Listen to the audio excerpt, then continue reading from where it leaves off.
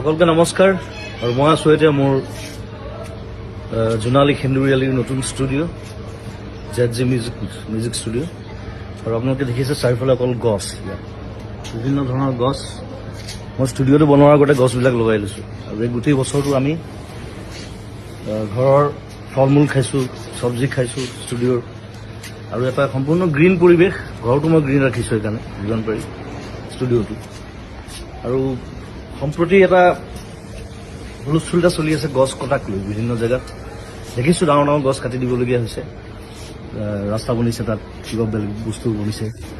গতিকে আৰু চৰকাৰে কৈছে যে আমি গছ কাটিছোঁ যদিও আমি বিভিন্ন ঠাইত গছ ৰুইছোঁ তাক বেলেঞ্চ কৰিবৰ কাৰণে।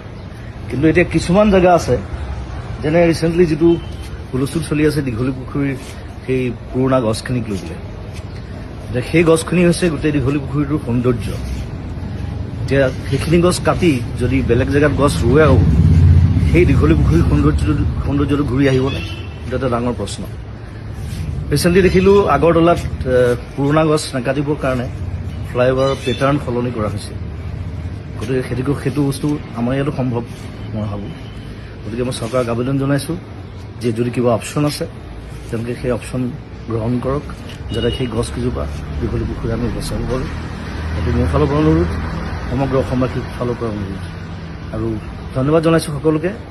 আৰু এই যিটো আমাৰ বিপ্লৱ চলিছে গছ সংৰক্ষণ, গছ বচোৱাৰ, তাত সকলোৱে সহযোগ কৰক।